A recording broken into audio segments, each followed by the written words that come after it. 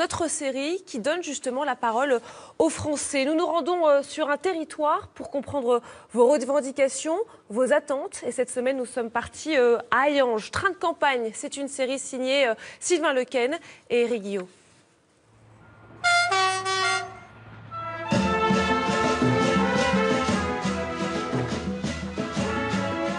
Cette semaine, Train de campagne fait escale à Hayange, en Moselle, une commune de 15 000 habitants qui a choisi François Hollande en 2012 avant d'élire un maire Front National en 2014.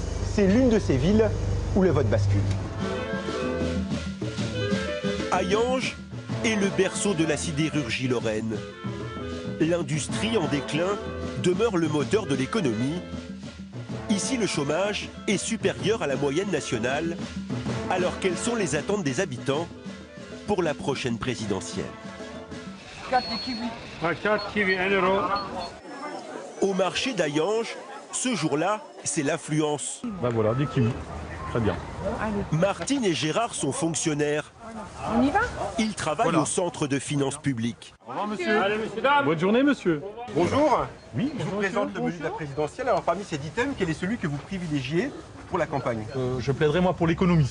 Nous sommes dans un milieu où, ma foi, nous avons vu les emplois se précariser, les emplois disparaître, la charge de travail augmenter. Nous vivons tous les jours ce manque de fonctionnaires qui entrave notre capacité d'action. Voilà, concrètement, il y a des emplois créés notamment au sein de la fonction publique. Il faudrait davantage de fonctionnaires à la santé comme à l'éducation nationale. Il faudrait davantage d'éducateurs dans nos rues, plus de fonctionnaires pour lutter contre l'évasion fiscale. J'attends du nouveau président qui crée des emplois et pour ce faire, qu'il crée des investissements publics, qu'on injecte de l'argent dans la société. Dans la ville, Lionel est l'un de ces anciens sidérurgistes. Ce syndicaliste a travaillé 12 ans sur les hauts fourneaux, jusqu'à leur fermeture en 2012. Alors je vous présente le menu de la campagne. Parmi ces 10 thèmes, quel est celui que vous privilégiez pour la présidentielle? On va prendre le thème de l'industrie.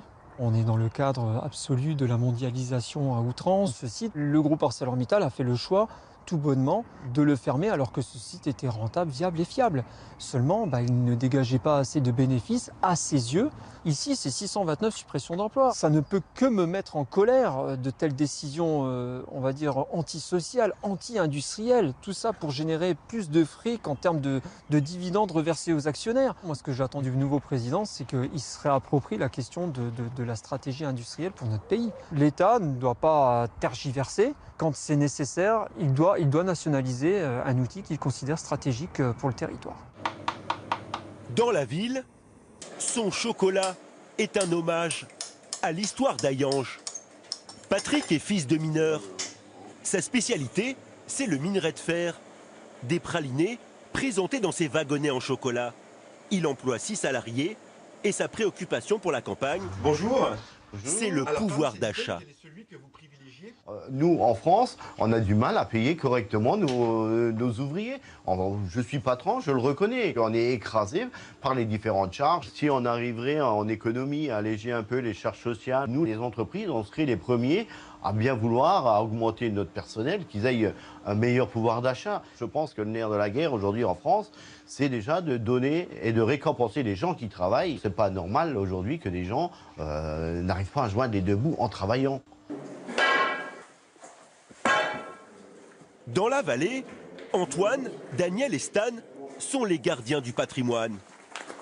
Dans ces galeries, ces anciens mineurs de fer ont créé il y a 27 ans ce musée, comme un témoignage de l'histoire.